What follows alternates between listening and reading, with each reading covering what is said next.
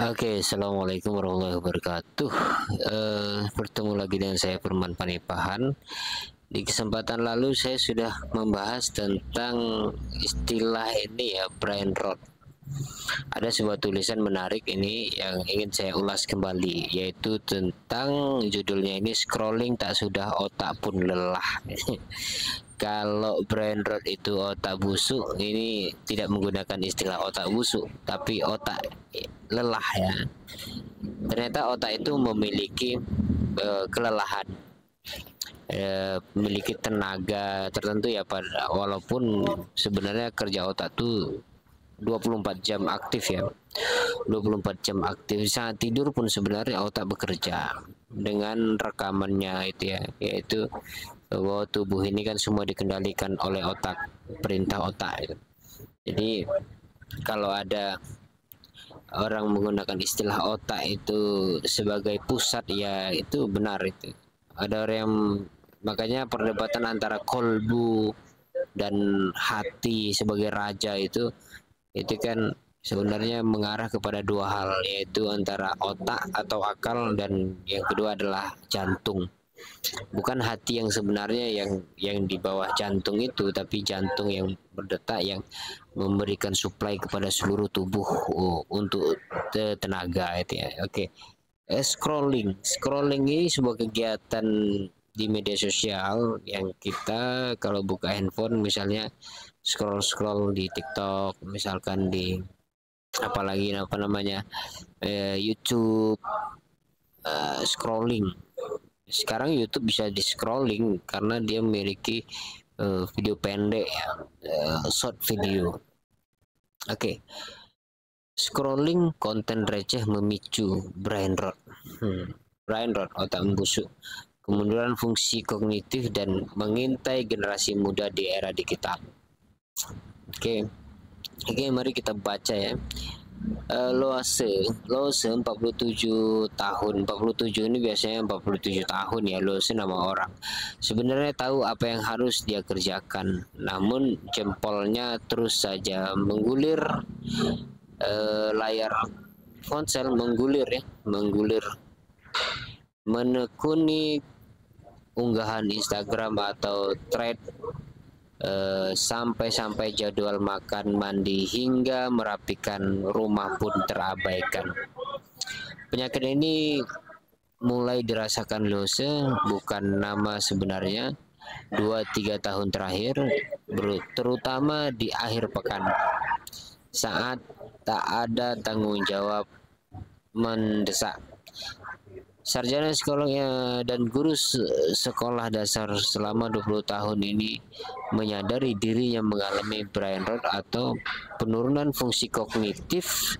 Ia bisa menggulir atau scrolling media sosial berjam-jam tanpa tujuan, tidur pun jadi larut dan bangun lebih siang. Ini dia. Sebelum kita baca kognisi melemah, ini ada video ini dari menteri kita ya, menteri digital kita. Beberapa waktu lalu saya juga mereaction omongan dia tentang kebijakan untuk membatasi, bukan membatasi istilahnya ya, untuk menemukan pola bagaimana melawan brain rot itu. Tapi itu saya komentari di video sebelumnya. Mari kita dengar ya.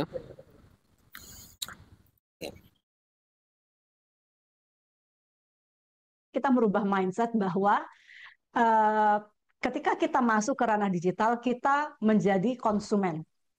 Jadi kita harus memahami bahwa di saat yang bersamaan ada yang bisa memonetisasi kita. Di saat yang bersamaan, kalau mohon maaf pasar tersebut tidak baik, maka kita bisa terkena penipuan. Oke, ini tidak menarik ya, karena video ini sudah ada di video sebelumnya. Saya kira ini tadi video baru ya. Ternyata ini video lama juga. Ini video lama yang sudah saya reaksi sebelumnya, bahwa memang dia berbicara bagaimana manusia itu atau kita semua ketika menggunakan media sosial itu artinya menjadi konsumen gitu ya. Dan saya ulas juga sudah menggunakan pandangan beberapa tokoh tentang bagaimana sebenarnya manusia itu juga konsumtif ya. Dia tidak pernah menciptakan sesuatu sebenarnya. Dia mendapatkan sesuatu dari luar, kemudian dia olah dengan kreativitas. Itu pun ramuan, jadi sifatnya ramuan bukan temuan ya. Oke, kognitif melemah. Pengalaman Luse, ini bukan nama sebenarnya, mencerminkan dampak nyata dari konsumsi konten digital yang cepat dan dangkal. Fenomena ini semakin meluas, terutama di kalangan generasi muda. Sering dominasi algoritma media sosial. Harian Kompas mewawancarai panel ahli yang terdiri dari 17 pakar lintas disiplin untuk menelusuri fenomena brain rot dari berbagai sudut pandang. Mereka berlatar belakang bidang psikiater, psikologi, pendidikan, sosiologi, antropologi, dan ilmu komunikasi dan filsafat, termasuk praktisi serta pengamat media sosial dan ahli algoritma dan konten kreator konten ya. Di para ahlinya ada Andini, Damayanti, Asep Suryadi, Baki, dan sebagainya. Mari kita lanjut. Dari wawancara yang digelar pada pertengahan April 2025 ini, 81,8% pakar sepakat bahwa brain rot merupakan istilah populer yang menggambarkan penurunan fungsi kognitif akibat konsumen konten digital singkat yang cepat dan dangkal secara berlebihan.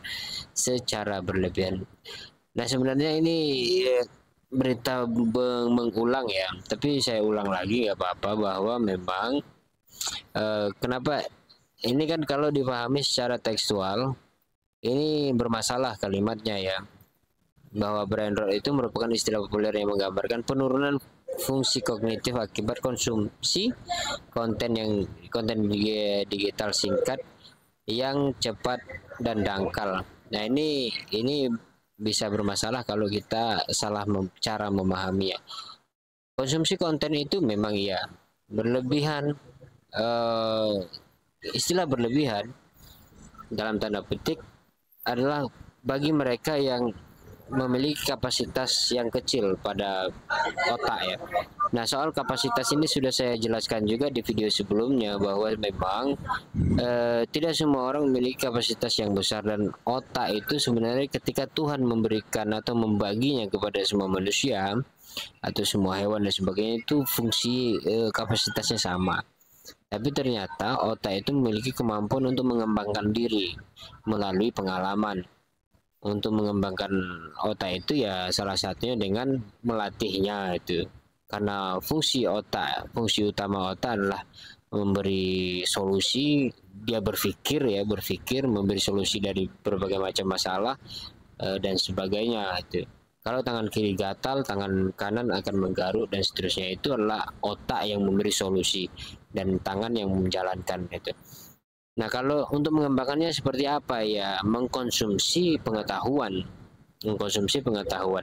Dengan cara apa mengkonsumsinya? Memahaminya dengan perlahan-lahan, memahami betul-betul faham, bukan menikmati dalam pengertian melihat sesuatu yang multitafsir, yang sebenarnya multitafsir itu hanya oh iya keren dan sebagainya, tapi tidak memahami secara mendalam.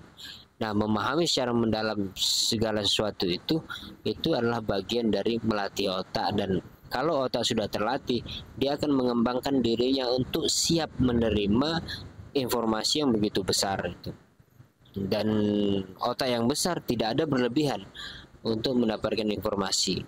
Nah, ini mungkin yang dimaksud adalah otak yang kecil, yang kalau dia terlalu banyak mengkonsumsi berita atau macam-macam itu, maka akan disebut sebagai berlebihan karena kapasitasnya tidak cukup kuat untuk menampung semua itu. Dan pada akhirnya gini, otak itu kan juga memiliki kemampuan untuk memulihkan diri, sehingga sesuatu yang dianggap tidak penting dia lupakan gitu. Artinya dia masuk di dalam sebuah tong sampah di alam bawah sadar dan sebagainya, kalau tidak diungkit lagi dia tidak akan pernah terbuka. dalam, ya katakanlah sampah ya, tidak benar-benar hilang sebenarnya. Makanya kapasitas otak itu sangat besar sekali dan bertahun-tahun setiap yang kita lihat itu terekam itu. Hanya saja ada rekaman yang ditindihkan di dalam lapisan yang sangat jauh. Ada yang di permukaan, ada yang gampang diakses walaupun dia berlapis-lapis gitu. Nah, itu tergantung otak yang terlatih dan seterusnya. Barangkali bagian-bagian seperti ini kalau ingin lebih serius mungkin bisa membaca tentang ini ya, DNA anak soleh. Saya punya bukunya itu tentang DNA anak soleh. Di situ berbicara tentang bagaimana mendidik anak ya sebenarnya. Tapi di sisi lain juga berbicara bagaimana cara kerja otak, cara kerja DNA, cara kerja sel-sel itu. Itu data yang sangat besar ya, luar biasa, yang memicu kita berpikir dan memicu kita untuk ingin tahu lebih jauh tentang tubuh manusia. Saya rasa itu yang dapat saya sampaikan. Terima kasih. Scrolling itu tidak baik bagi orang yang tidak memiliki kapasitas otak tertentu ya. Waalaikumsalam. Assalamualaikum warahmatullahi wabarakatuh.